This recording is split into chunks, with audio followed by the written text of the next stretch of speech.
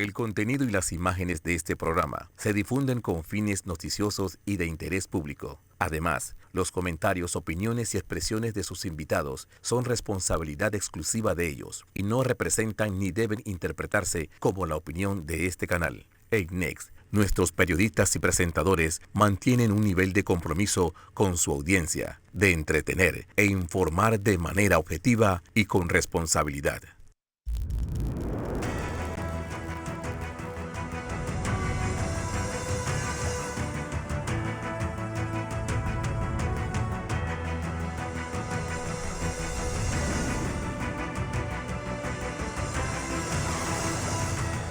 Muy buenos días, Panamá. Hoy es domingo 7 de junio, primera semana del mes de junio, primera semana donde se da esta liberación del segundo bloque. ¿Cómo nos ha ido en una semana donde hemos tenido récord de contagios, donde la economía realmente está pues tratando de moverse y en un mundo incendiado por el tema del racismo, donde en los Estados Unidos el asesinato de George Floyd por parte de la policía de Minneapolis ha encendido el país y, como dijo el general Mattis, el presidente Trump no ha hecho más que dividirnos, más que unirnos, y no la ha disimulado. Un día también, una semana también, donde Maduro y Guaidó pues hacen una tregua para luchar contra el coronavirus. En Nicaragua, Rosario Murillo, Poder tras el Poder, dice que hay 22 fallecidos dentro de la cúpula sandinista por coronavirus, dando una indicación de que los números no están como nos han dicho. En un momento en que el centro de la pandemia, estos clústeres, en estos grandes lugares de contaminación, se ha movido hacia Brasil, Chile y Perú. José Luis, tema de una escalada importante en el número de contagiados y desafortunadamente pues, una semana donde todos respiramos hondo cuando vimos esa cifra en ascenso, sobre todo la del miércoles, donde rompimos la barrera de los 500 infectados. Que veíamos por primera vez esa cantidad de casos. Fernando, buenos días a todos. Hoy, de verdad que hay que hacerle el llamado nuevamente a las personas, porque no todo se lo debemos dejar al Ministerio de Salud. Y como tú dijiste el domingo pasado, Fernando, ya es hora de que nosotros los panameños tengamos que también poner de nuestra parte y no estar haciendo lo que nos digan las autoridades de salud. Miren el lunes cómo salieron todos a las calles como si se hubiese ya combatido por completo al coronavirus. Y esta situación de estar en las calles la vamos a ver dentro de 2 semanas o una semana quizás, con los casos elevándose. Gente haciendo fiesta, observen en San Miguelito, en Mariato, en la provincia de Veraguas, haciendo todo este tipo de eventos cuando está prohibido. Sí, hay toque de queda, Fernando, y todos los días son 130. Yo me preguntaba en estos días, ¿será que esa gente tiene tanta plata para pagar las sanciones que le ponen o le gusta estar limpiando y no en su casa precisamente? Porque tienen que salir a limpiar la calle. A mí me gusta limpiar mi casa, pero no limpiar calles y paradas. Vamos a ver quién también pasa, porque ahora se le añade otra situación, otro problema más al país, Fernando, y son los dueños de busitos colegiales, que le están haciendo una propuesta también al gobierno de salir ellos a brindar el servicio para obtener algo de ganancia, pero ellos quieren que se le pague de manera quincenal.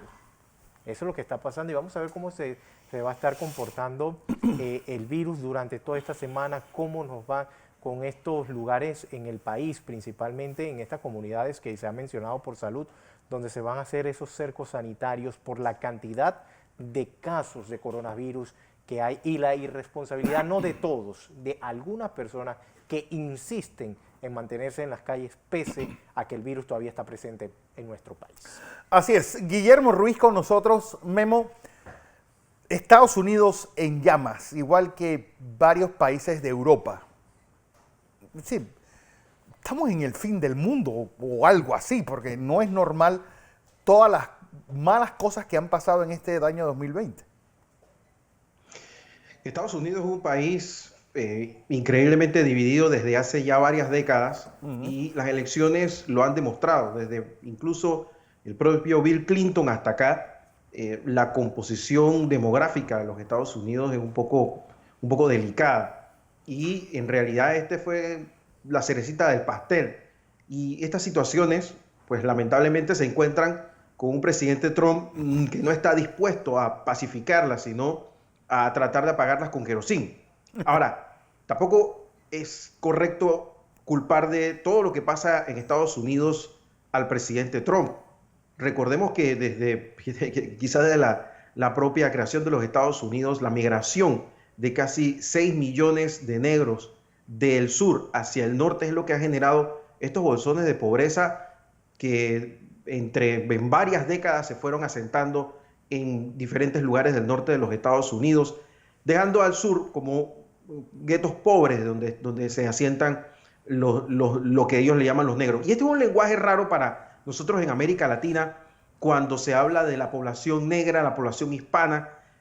Por ejemplo, aquí nosotros en Panamá nadie se le ocurre dividir las cosas así. Nada más hay que recordar en los años 80 y los años 90 las premiaciones musicales que tenían premio a la canción negra del año. Cuando usted escucha eso ya se da cuenta de lo que está sucediendo en este país. Bueno, entonces, acuérdate de algo, Memo, un Estados Unidos complicado, ¿no? que las minorías raciales aquí son las mayorías económicas. Aquí es el gran dilema que hay versus la composición demográfica de los Estados Unidos. Aparte de que la pandemia ha pues sacado lo mejor de muchos pueblos, pero también lo peor de muchos gobernantes. Vemos como en España hay una verdadera polémica por la cantidad de muertos reales que hay. Y el gobierno español, y no lo digo yo, lo dijo el Financial Times el jueves pasado, cuando denunciaba al gobierno español por ocultar de manera deliberada la cantidad de fallecidos por COVID con las pruebas publicadas en este periódico de fama internacional. Y así en América Latina también pasa con Ecuador, que misteriosamente pasaron de tener una gran tragedia a que no pasara nada. Perú también hay acusaciones de que no se están contando bien las cosas. Brasil ni hablar. Y lo de México pues es increíblemente difícil. Entonces estamos ante un mundo muy complejo donde yo creo que ni China ni Estados Unidos van a salir fortalecidos. Vamos a caer en un mundo multipolar de pequeños polos, sí, donde la Unión Europea va a ser un polo, donde Estados Unidos va a ser otro. Incluso no te extrañes del resurgimiento del movimiento de los no alineados con alguna otra forma moderna. Y si América Latina pues no se pone las pilas, pues podría quedar en la misma cola, en el mismo vagón de cola, donde se encuentran los países de Centroáfrica. Y eso sería lamentable, porque eso nos traería un retroceso importante, y solamente unas 3 o 4 naciones latinoamericanas podríamos de alguna forma seguir adelante. Porque esto va a parecerse a los estados vaticanos, pero cada uno tiene algo en común, pero no saben qué.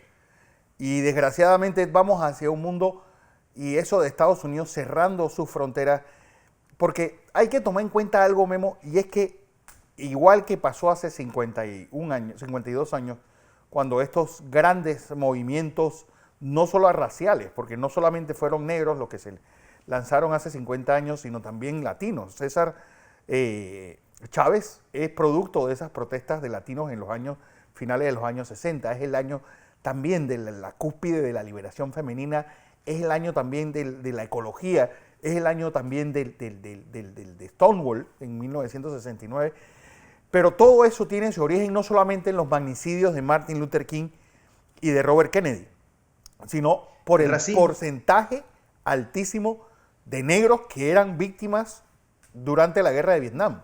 Eran el 10% de la población y representaban el 50% de las bajas. Cosa muy parecida a la que está pasando ahora. Con el coronavirus se ha cebado principalmente población negra, población latina, blancos pobres. Esos son las víctimas de este coronavirus, y yo creo que lo que ha pasado con George Floyd, lo único que ha hecho es exacerbar eso. Porque en Estados Unidos pasa una cosa que está comenzando a pasar en Europa, que quizás pasó con los judíos en principios del siglo pasado, y es que si tú ves, por ejemplo, en París, hay verdaderos guetos alrededor de París de musulmanes y africanos. Lo mismo está pasando en Madrid y otras ciudades europeas. El sur de Alemania pues está lleno de norteafricanos. Y de iraníes. Y Estados Unidos, claro, Estados Unidos tiene comunidades negras. O sea, te imaginas en el año 2020 que nosotros sigamos hablando de las comunidades negras de los Estados Unidos. Entonces, cuando tú tienes esta situación, te das cuenta de que este no es un problema que se va a resolver ahora. Y lamentablemente se va a resolver con mucho tiempo y un cambio de mentalidad que va a tomar muchísimas décadas. Así es. Vamos hasta los Estados Unidos. Guy de la Rosa, Massachusetts tal vez no haya sido uno de los estados donde mayores daños ha habido. Guy, bienvenido a Panamá. Muchas gracias, Fernando, y buenos días a todos. Y como siempre, un placer estar con ustedes. Y el estado de Massachusetts ya se ha comportado de una manera distinta con respecto a lo que ha sucedido en Nueva York y en otras partes. Sin embargo, los casos siguen ocurriendo y la reapertura se está haciendo muy progresivamente.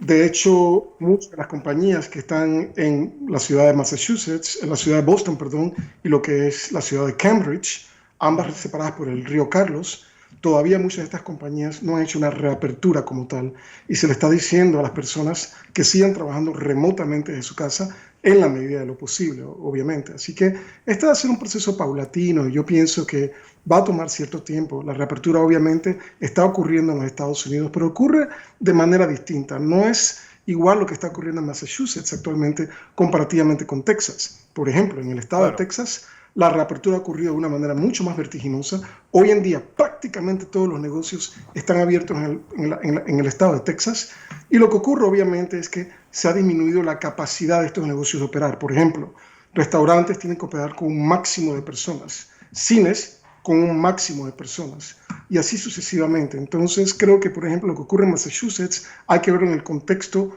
de lo que ocurre en el estado con respecto a la costa noreste, que fue ampliamente afectada por el coronavirus, comparativamente con lo que ocurrió, por ejemplo, en la costa oeste de Estados Unidos, en California, donde realmente, Fernando, se tomaron medidas de mitigación tempranamente durante el proceso de la expansión de la epidemia en Estados Unidos, y creo que son realmente uno de los estados que mejor resultados han obtenido. La realidad es que vamos a seguir viendo casos, esto va a ocurrir.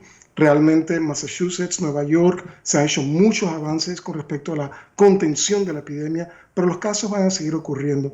Lo que se espera es que en el verano ocurra una disminución de estos casos.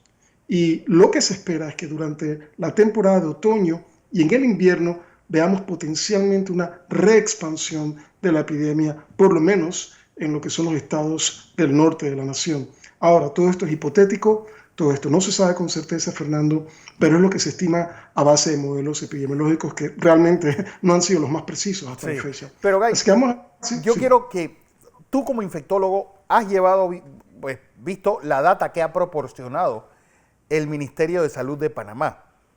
Y estos picos eran esperados porque al final no ha sido el segundo bloque porque al final esas personas solamente llevan 4 días en la calle. ¿Qué pasó hace 10 días para que vengamos esos picos tan altos?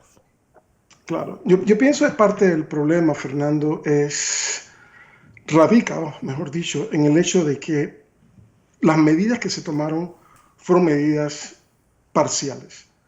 Y esto no es una crítica necesariamente, es simplemente retrospectivamente observar qué fue lo que ocurrió.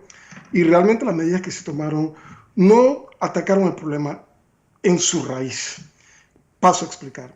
Cuando empezamos a hacer diagnósticos, tenemos que partir del principio que las personas asintomáticas, como he comentado en múltiples ocasiones, tienen la capacidad de transmitir este virus a personas susceptibles. Desde el momento que enfocamos el diagnóstico en los casos obvios y tenemos una tasa de positividad, es decir, el número de pruebas, cuántas salen positivas por arriba del 10%, creo que tenemos un problema de fondo. Claro. Si observamos lo que ha ocurrido en los últimos días, Fernando, tenemos tasas de positividad en las pruebas realizadas que oscilan entre el 30 y el 40%. Estos son números realmente elevados y lo que se trata aquí de buscar es asintomáticos. Entonces el mensaje para mí es claro. Lo que se debe hacer en estos casos es ir a la comunidad, buscar estos casos y sopar a la gente en las diferentes comunidades, y una vez que identificamos de una manera rápida estas personas, entonces proceder al aislamiento y lo que es el rastreo de los contactos. Pienso que esta es la falla fundamental y lo que observamos hoy día, 500 casos, creo que en el día de ayer, más de 400 hospitalizaciones, que creo que son los números más altos hasta la fecha en Panamá, realmente a mí no me sorprenden. Yo pienso que ahora con la reapertura del bloque 2, lo que vamos a hacer es un patrón, lo que vamos a observar es un patrón increciendo en el número de casos.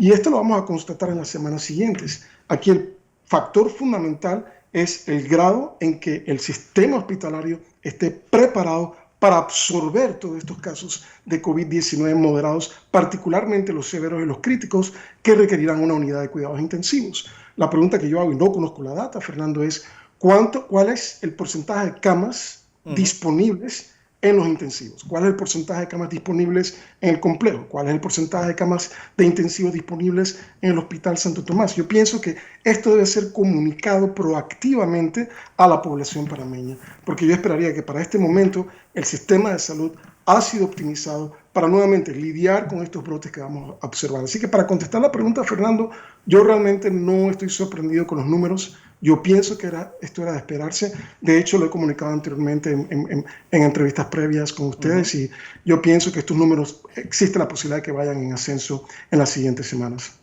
Pero la gran incógnita es decir, porque no ha sido homogéneo, ha sido Veraguas, algo en Alange, San Miguelito y Panamá. Es decir, son básicamente los lugares donde más se ha cebado esta pandemia. ¿Por qué ha sido esta distribución? ¿Qué se ha hecho mal en estos sitios? ¿Qué se puede replicar de lo que se ha hecho bien en los otros sitios? Y sobre todo, la forma más lógica es aislar las ciudades, aislar los corregimientos. Y, por ejemplo, había una idea que era utilizar los vecinos vigilantes más que estos comités de salud como veedores de la circulación de los vecinos y sobre todo de personas extrañas y de la salida de personas dentro del barrio para poder controlar esta enfermedad. Sí, es un excelente punto, Fernando. Y casualmente creo que en el día de ayer vi una foto en una de los periódicos en Panamá en donde se observa una hilera de carros entrando a una de las provincias centrales. Y esto es realmente preocupante porque se han diagnosticado relativamente hablando menos casos en estas provincias con respecto a lo que se ha observado, por ejemplo, en Panamá. Sí. Entonces, aquí la preocupación que yo tengo es que este movimiento humano lo que va a causar es incremento en transmisión y vamos a ver casos subsiguientes. Claro. Yo pienso que en un momento se trató de hacer todo esto del cerco epidemiológico y todo lo demás, pero realmente esto tiene fallas. Y la falla no radica realmente en la estrategia, la falla realmente radica en la falta de conciencia de las personas. Y con esto no quiero señalar todos los panameños. En Panamá tenemos un gran porcentaje de ciudadanos que son conscientes, que actúan de manera cívica diariamente, que actúan en pro del beneficio común de la sociedad. Sin embargo, hay que ver la realidad, Fernando, y la realidad yo creo que es clara. Existe un grupo de personas, plural en este caso, que realmente no siguen las reglas. No. Así que hasta cierto punto podemos aplicar estas estrategias de mitigación, estas estrategias para tratar de limitar la expansión y la diseminación y la transmisión del virus. Lastimosamente, y esta es la realidad, esta conciencia cívica no es una conciencia que está presente en todos los panameños. Solamente se requiere de un grupo de personas en diferentes localidades geográficas que rompan las reglas y posteriormente se lleva a la diseminación del virus. Así que esto es a nivel, yo siempre lo he dicho, no es a nivel de país, es a nivel de individuo. A nivel individual, a nivel de comunidad. Si no operamos en la manera en que tenemos que operar para poder sacar a Panamá hacia el frente, lo único que vamos a observar es incremento en el número de casos, incremento en el número de hospitalizaciones, incremento en el número de muertes. Y realmente es triste, porque mucho de esto se pudo evitar. Entonces, para mí, la moraleja aquí es, el gobierno ha tratado de hacer lo que puede dentro de las posibilidades. Obviamente, Panamá es un país con recursos limitados. Claro que existen áreas en donde la estrategia falló. Sin embargo, parte de la culpa y los números que estamos viendo hoy es el reflejo de que existe un componente de la sociedad que realmente no sigue las reglas del distanciamiento social, el uso de la máscara a nivel universal. Y esto es algo que yo enfaticé la semana pasada, Fernando. Han salido 2 o 3 artículos posterior a que hice el comentario del uso universal, hablando exactamente y usando la misma terminología de uso universal de las máscaras, particularmente en lugares cerrados. Cuando yo veo fotos de personas que entran a comercios en Panamá que no tienen la máscara, realmente no están actuando de una manera cívica, de una manera para proteger a los otros ciudadanos. Entonces, se trata de conciencia cívica, se trata de acción cívica, se trata de comprender qué es lo que sucede en Panamá, se trata de evitar hospitalizaciones, evitar muertes, y esto requiere de una acción conjunta por parte de la sociedad. Guy de la Rosa, como siempre, es buen aporte valiosísimo. Voy a información comercial. Cuando regresemos, pues, ¿qué pasará la otra semana cuando le toque pasar por Fiscalía a Juan Carlos Varela? Quiero también tocar, pues, toda esta sombra de corrupción que han querido inyectarle al hospital modular. ¿Qué dice la data nueva sobre las afectaciones de pacientes pediátricos en el coronavirus? Después del cambio.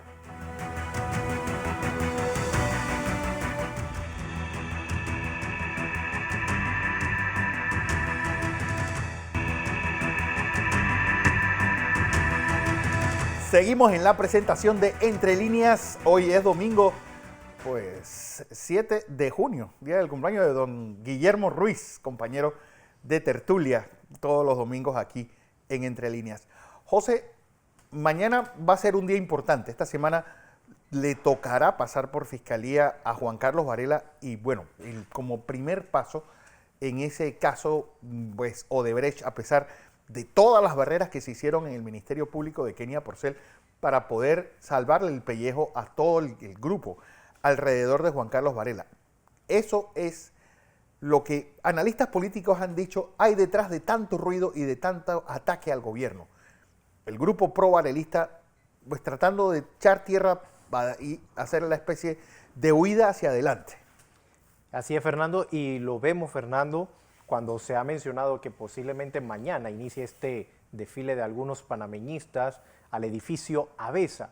Pero, ¿qué ha sucedido en la semana? Hemos visto a un exministro de Vivienda como Mario Cheleco escribiendo en su cuenta de Twitter diciendo que la actual administración está mintiendo en cuanto a la entrega de ese proyecto de techos de esperanza, cuando sabemos que hay denuncias también en la Fiscalía Anticorrupción que ha presentado esta administración, pero que no ha querido responder. Pero, ¿qué ha pasado realmente con estas investigaciones? ¿Por qué no se ha hecho con la misma celeridad como ha trabajado también el procurador de la administración, Rigoberto González, que ha salido de manera sorpresiva y que muchos han dicho que por primera vez lo ven trabajando de tal manera? Entonces hay expectativa también en la población al ver si va a llegar el expresidente Juan Carlos Varela y todo este círculo que lo debe acompañar en este desfile de personajes que van a ingresar al edificio Avesa a responder indagatorias. ¿Quiénes más lo van a acompañar? Ya salió su hermano también, el exdiputado Popi Varela, diciendo que él está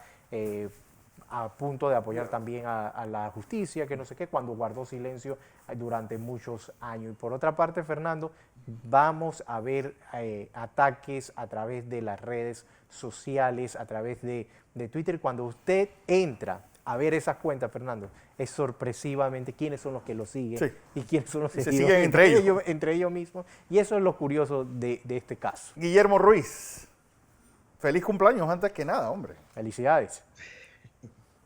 Oye, pero es que estaba escuchando a José Luis y la verdad es que estaba pensando que, mira, hay un tema que siempre se usa, que es el famoso varelismo. Ajá. Eso ya no existe, eso nunca existió. Eso es un invento de 4 gatos que querían pues quedar muy bien con el señor cuando estaba en el poder.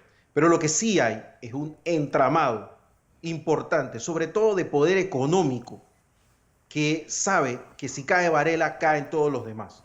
Eso es lo que hay realmente detrás de todo esto. Yo quiero recordar que durante el gobierno de Juan Carlos Varela se destruyó el segundo grupo económico del país hasta los cimientos, que era el grupo Wacket, y se atacó hasta llevarlo a trincherarlo al grupo Ricamar. Y así se trató de hacer con todos los demás grupos, y que solamente un grupo económico le fue muy bien en el quinquenio pasado. Entonces, ahora la pandemia le está yendo muy mal.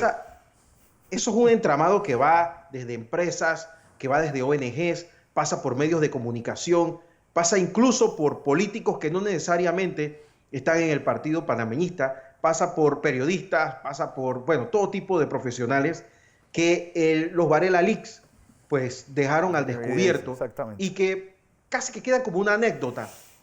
Y si no se parte de por ahí, no va a pasar nada. Yo me temo, Fernando y José Luis, que estas investigaciones sean para abrir una carpeta y cerrarla. Eso es lo que no quiero. ¿Y qué me dice esto? Bueno, todo este montón de acusaciones que se están dando, toda esta enorme diligencia que se está dando por parte de algunos personeros de la justicia, porque ahora descubrieron que en Panamá podría haber corrupción aquí, podría haber corrupción allá. Ahora todos son investigadores y cuando el señor Varela tenía cualquier cantidad de denuncias, yo quiero recordar a este señor en España, que periodista del diario El País, no estoy hablando de un diario conservador pro oposición de Panamá, denunció una serie de situaciones del señor Varela. Aquí se hizo todo lo posible por taparlo. Y es el día de hoy y nadie le ha preguntado al señor ese de qué color es la pared. Pero entonces, peor de todo, Memo, cuando salió lo de la Procuraduría Paralela, que el señor Rigoberto González cayó como muerto, cuando salió lo de los Varela Leaks, que el señor Rigoberto González cayó como muerto, y ahora de repente, pues como San Pablo cae del caballo y ve la luz. Y eso es lo que a mí me asombra. Este señor ahora quiere trabajar lo que no tuvo los 5 años rascándose el ombligo, ¿no? Y la pregunta es, Varela es un muerto político, al igual que la mayor parte del equipo que lo rodea. Es decir, posiblemente sea el tiro de gracia que le falta al partido panameñista, o realmente Blandón ha hecho una valla para separarse y dejar claro que Varela es una cosa y esta nueva dirigencia es otra. Yo me temo que el partido panameñista podría correr el riesgo de ser un partido bisagra en el futuro. No lo veo desapareciendo porque realmente tiene un arraigo, sobre todo en el interior del país y lugares como Colón. Pero falta mucho más liderazgo del que está ahora mismo demostrando el señor Blandón, que lamentablemente todavía tiene cuestionamientos, algunos absurdos, pero los tiene, sobre su pasar por la alcaldía de Panamá. Y mientras tenga que estar dando explicaciones de lo que hizo en la alcaldía de Panamá, pues va a tener menos tiempo para encargarse de levantar un partido que todavía tiene en sus mandos, como por ejemplo la Juventud y otros organismos sectoriales, a gente que está en la primera línea detrás de Juan Carlos Varela. Insisto, el varelismo no existe, pero este pequeño grupo, ojo, que ni siquiera son todos los ministros que él tenía. Algunos de sus ministros ya ni siquiera quieren saber, exministros, ni siquiera quieren saber de él ya. Pero sí hay un grupo, hay grupos económicos que están buscando no proteger a Varela, sino protegerse ellos. Y la única forma que han visto que pueden proteger sus intereses es desvirtuando, tirando una cortina de humo política para que pues lo de Varela pase de rositas, nadie se dé cuenta de lo que pasó y que el Ministerio Público pueda encarpetar todas las cosas que sucedieron en los últimos 5 años. Sí, porque mientras que Tania Sterling esté ahí, mientras que Ruth Morcillo esté ahí, mientras que el señor, el equipo de esta señora Kenia Porcel no se haga realmente más que una limpia, un exorcismo, ahí Varela va a seguir teniendo su pezuña metida. Y por eso es que se siente tan confiado. Yo creo que por eso. El Ministerio Público es un lugar muy pequeño, tú lo sabes, Fernando, y por más que se roten, siempre quedan funcionarios de segunda y tercera línea que tenían contactos con algunos funcionarios, incluso policiales, que ahora están tirados en un rincón, pero en su momento tenían mucho poder y hay muchos secretos que ocultar.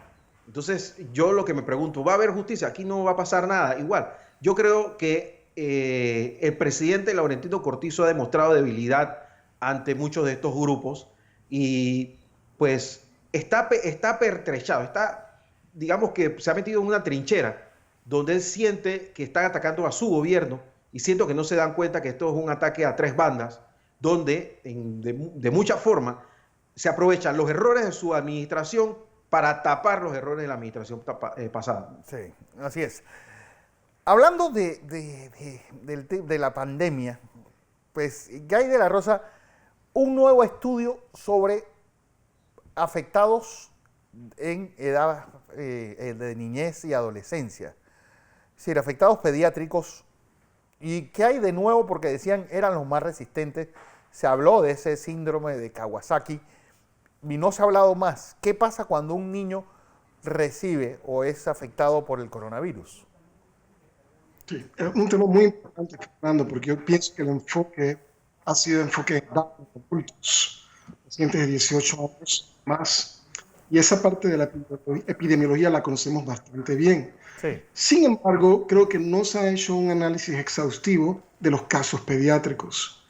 Recientemente, casualmente esta semana, salió publicado un estudio en la prestigiosa revista JAMA que habla acerca de un reporte de casos pediátricos. Se trata de 50 casos de COVID-19 diagnosticados en el Hospital Pediátrico de la Universidad de Columbia, la cual está localizada en la ciudad de Nueva York. Y los datos son realmente interesantes, Fernando, porque cuando observamos estos 50 pacientes, 27 son del sexo masculino, lo cual es interesante. La mitad son hispanos, es decir, 25 pacientes son hispanos, y esto es simplemente el reflejo de la población a la que este hospital pediátrico le da cuidados médicos. El otro punto a enfatizar es que de los 50 casos pediátricos, 41 eran casos no severos, 9 fueron casos severos. Y cuando vemos la edad de los pacientes, claramente existe una diferencia. La edad de los pacientes, de los 41 pacientes con casos no severos, oscilaba alrededor de los 9 años. Si vemos la edad de los pacientes con casos severos de COVID-19, la edad oscilaba aproximadamente alrededor de los 14 años. Así que los pacientes pediátricos hospitalizados con casos severos de COVID-19 tuvieron una tendencia a tener una mayor edad, 14 años para los que tenían enfermedad por COVID-19 severo versus 9 años para los que tenían casos de COVID no severos. El otro punto muy importante para enfatizar a la teleaudiencia es la presentación clínica. Típicamente esperamos que los pacientes tengan fiebre, tos, expectoración, congestión nasal, dificultad respiratoria, etcétera, etcétera. Esa fue casualmente la manera en que se presentaron 40 de estos 50 pacientes pediátricos, típicos síntomas respiratorios. Sin embargo, 10 pacientes se presentaron de una manera atípica. 3 pacientes se presentaron con convulsiones. Hubo pacientes que se presentaron con solamente dificultad para tragar, que en medicina se conoce con la terminología de odinofagia. Hubo 3 pacientes que se presentaron con pérdida del olfato, lo cual ha sido ampliamente descrito en los pacientes adultos. E interesantemente, Fernando, un paciente se presentó con lo que se llama neumotórax, es decir, cuando el pulmón sufre una pequeña fisura y esto permite que salga el aire del pulmón y se acumule entre el pulmón y la cavidad torácica. Eso se conoce en medicina como neumotórax. Y esa fue la presentación casualmente en un paciente. El otro punto a enfatizar es la evolución de estos pacientes. Interesantemente, hubo un porcentaje aproximadamente, creo que fue 15 pacientes que se les administró hidroxicloroquina y 4 pacientes se les administró remdesivir. Cuando vemos la evolución clínica, hubo mortalidad. Claro. Interesantemente, 38 de estos 50 pacientes fueron dados de alta y fueron a casa, lo cual es excelente noticias. Esto es prácticamente 3/4 partes de la población, 76%. Sin embargo, hubo defunciones. De hecho, creo que hubo 2 defunciones. Una ocurrió en el día 5 luego de la hospitalización. La otra defunción ocurrió en el día 7 posterior a la hospitalización. Ambos pacientes con hipoxia severa, es decir, con muy bajos niveles de oxígeno en sangre. Entonces, ¿cuáles son los puntos aquí que hay que tomar?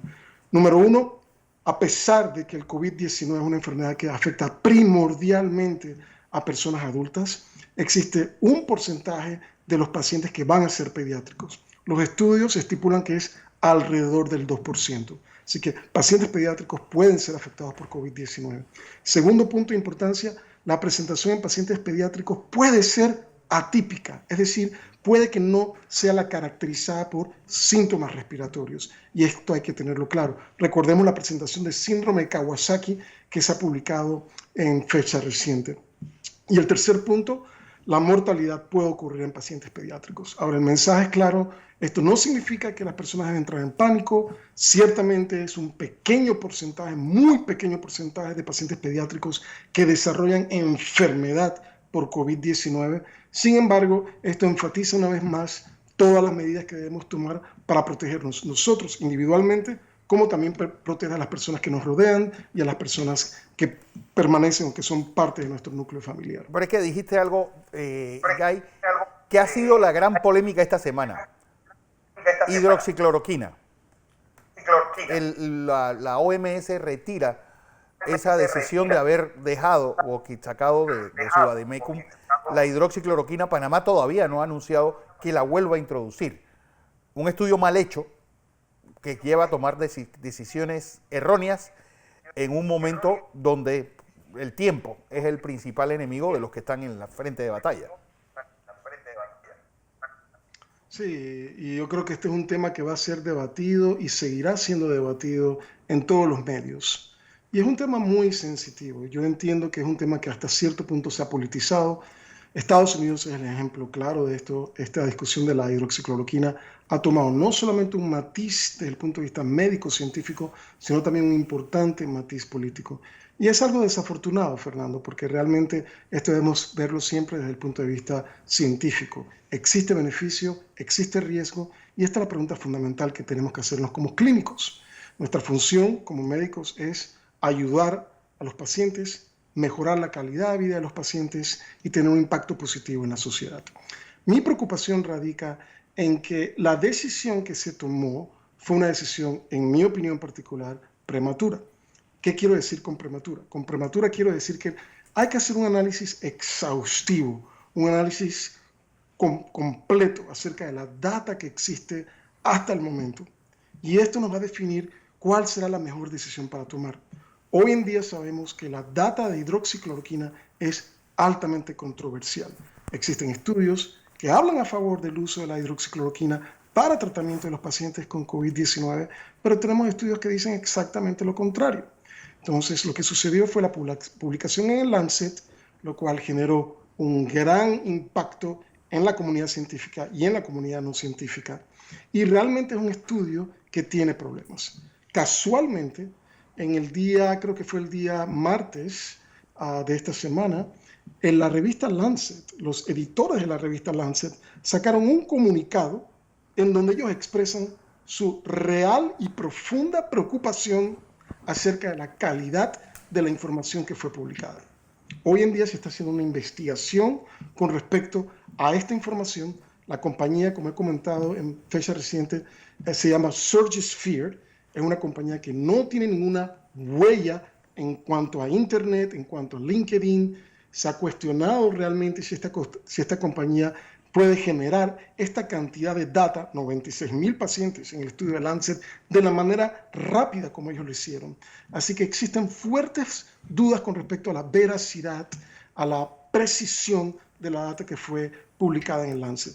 Y esto creo que fue el factor desencadenante de la decisión por parte del ministerio de sacar la hidroxicloroquina como parte del esquema de tratamiento, lo cual deja al médico en Panamá con la simple opción del lopinavir-ritonavir, conocido como Kaletra, el cual ha demostrado cuando se utiliza por sí solo, algo que llamamos en medicina monoterapia, no funciona.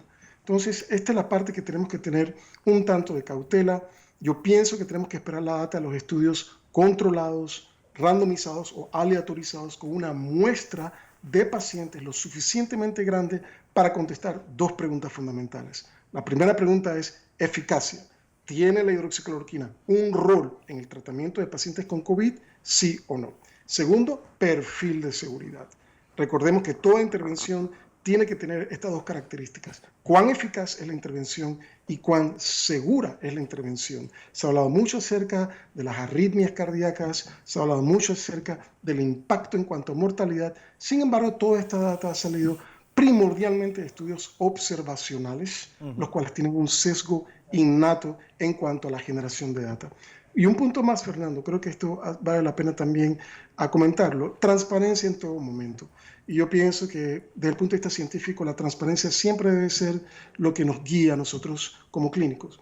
El día, creo que fue en esta semana, casualmente el día miércoles, salió publicado en la prestigiosa revista New England Journal of Medicine un artículo acerca del uso de hidroxicloroquina como profilaxis para aquellas personas que tuvieron una exposición a pacientes con diagnóstico de COVID-19. Esto se hizo por medio de una base de internet, por medio de media social. Los pacientes, o en este caso personas, porque realmente no habían desarrollado la infección, referían un contacto con una persona diagnosticada con COVID-19 en un espacio de menos de 6 pies por al menos 10 minutos, lo cual se consideró una exposición de alto riesgo. ¿Qué hicieron los investigadores de la Universidad de Minnesota? Enviaron ya sea placebo o hidroxicloroquina a estos 821 individuos.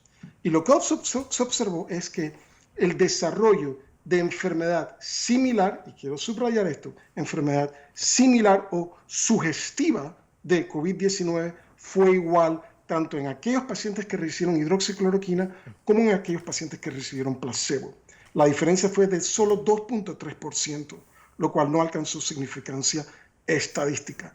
Entonces, muchas personas van a tomar esta data y van a decir, mira, la hidroxicloroquina no funciona. Sin embargo, recordemos, este estudio nunca se le hizo PCR a todos los pacientes para confirmar el diagnóstico de COVID-19. De hecho, PCR solo se le hizo a 20 de los pacientes que sugirieron síntomas. En total fueron aproximadamente 107 pacientes que refirieron síntomas sugestivos de COVID-19. Solamente a 20 se les hizo PCR. Entonces, ¿cómo podemos llegar a la conclusión de que hidroxicloroquina funcionó o no funcionó para prevención de COVID-19 si la gran mayoría de estos pacientes no se les hizo PCR? Entonces, hay que ser objetivos. La data fue publicada, claro que crea incógnitas, crea cierto grado de preguntas con respecto a la hidroxicloroquina, pero tenemos que verlo dentro de un matiz de transparencia y de objetividad. Así es, Guy de la Rosa. Voy a información comercial. Cuando regresemos, ¿qué nos espera la próxima semana? No solamente en Panamá, sino en el mundo. Después del cambio.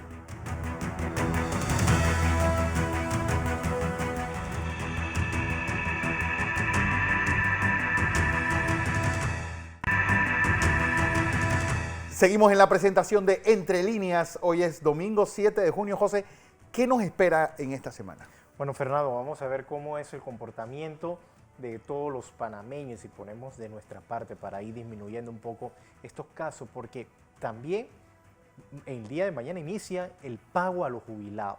Imagínense con la reactivación del pago de los vales digitales. Nada más vimos el miércoles cómo las personas estaban abarrotando los supermercados. Pagos digitales, becas universales, ahora pago de jubilados. Pago de jubilados, Fernando. Y no olvidemos que el bloque 3 debe abrirse en la otra semana. Sí, que ya se está planificando. Y donde vienen las compras del Día del Padre. Sí, también, Fernando. Y me sorprende, Fernando, que el director de operaciones del tránsito de la Policía Nacional dijo que solamente el día miércoles se trasladaron al interior del país 7.000 vehículos, pasaron por la espiga de la Chorrera. Imagínense eso, la cantidad de personas, mínimo, carnavales o Semana Santa. Sí. Bien, ¿qué va a pasar mañana? ¿Llegará siempre el expresidente Juan Carlos Varela al edificio Avesa? Eso se centra la expectativa. Mientras crece la problemática, Fernando, o los problemas en educación, principalmente los padres de escuelas particulares, algunos inconformes con la manera virtual que están dando las clases, no están conformes tampoco con el descuento, porque hay escuelas que prometieron que si más del 80% de los estudiantes recibían las clases, iban a dar un descuento mayor y se ha mantenido en el mismo pago, algunos todavía utilizando plataformas Zoom para dar estas clases virtuales, y la encuesta que está mandando el Ministerio de Salud, el Ministerio de Educación, mensual a estos padres de familia, al parecer no están todos contentos. Memo, ¿qué nos espera no solamente en el plano político con esa llegada de Juan Carlos Varela y de su equipo y de su entourage al Ministerio Público? También, pues, camino a una nueva escogencia de junta directiva de la Asamblea, pues con unas divisiones profundas dentro del PRD. Está también el tema internacional. Estados Unidos saldrá bien librado de esta crisis social, política, con miras a unas elecciones en noviembre. Bueno, en el plano local vamos a ver cómo arrecian los ataques al gobierno nacional e incluso a sectores opositores por parte de todo este conglomerado de medios y de pues, grupos económicos que respaldaron la gestión de Juan Carlos Varela para tratar de ocultar un poco lo que podría ser un resultado favorable para Varela, porque la justicia panameña lamentablemente da pasos en esa dirección. Si fuera diferente lo diría, pero no veo qué va a cambiar. Ojalá me equivoque y el Ministerio Público y la Corte Suprema y todos los jueces pues den unas muestras de imparcialidad importante. En cambio, en el plano, y por cierto, ahora que dices lo de la Asamblea Nacional, se acerca rápidamente el 1 de julio y el gobierno nacional tiene que entrar en una fase de acción y no de reacción, porque si no el discurso del 1 de julio del presidente Laurentino Cortizo va a ser el menos visto de la historia y el menos útil de la historia porque nadie le va a poner atención. Claro. Y eso va a ser, acabar con la credibilidad completa del gobierno. En cambio, en cuanto al plano internacional, yo diría que esta semana vamos a estar pendientes de cómo aumenta el optimismo en Europa ante la posibilidad de rescatar el verano que tanto se ha hablado, porque ya hay algunos datos que indican de que pues, el aumento en la cantidad de contagiados es mucho menor de lo que se esperaba. Sí. Vamos a ver si es verdad, porque hay algunos países que, pues, como decía al principio, están acusados de mentir, pero hay otros que pues, todo el mundo está de acuerdo en que llevan con mucha transparencia sus datos, como Grecia, por ejemplo, y Portugal. Entonces eso podría dar un auge y también tendríamos nosotros que estudiar posibilidades de encontrar formas inteligentes de abrir el grifo y permitir que cuidemos a los panameños, pero también tengamos una reactivación económica que impida que el país termine de quebrar, cosa que comenzó en el gobierno anterior. Gay de la Rosa, en el plano científico, ¿qué debemos esperar esta semana que inicia mañana? Sí, yo pienso que vamos a ver nuevas publicaciones con respecto a terapias de intervención y creo que también vamos a ver importantes avances con respecto a vacunas. De hecho, un par de compañías ya se han pronunciado abiertamente acerca de la posibilidad de tener vacunas para finales de año. Realmente esto es impresionante, pero creo que ya empiezan a salir luces con respecto a esto. Una de las compañías que está liderizando la investigación con una vacuna completamente nueva a base de RNA mensajero que hemos comentado anteriormente, habla acerca de la realización del estudio de fase 3, comenzando casualmente el otro mes, en julio, y aproximadamente 30,000 pacientes. Así que pienso que vamos a ver información nueva con respecto a vacunas, pienso que vamos a ver información nueva con respecto a intervención con fármacos para el tratamiento del COVID-19. Así es, a todos, José, Gay, Memo, gracias por su participación. A Memo reiterarle ese feliz cumpleaños hoy, domingo 7 de junio. Muchas gracias, compañero. Este programa se retransmite por KW Continente. A todos los vemos mañana 6 de la mañana en la edición matutina de Next Noticias. Que pasen un feliz domingo. Recuerden, manténgase en casa. Si no tiene que salir, no salga. Lavado constante de manos, uso obligatorio de mascarilla y uso de gel alcoholado.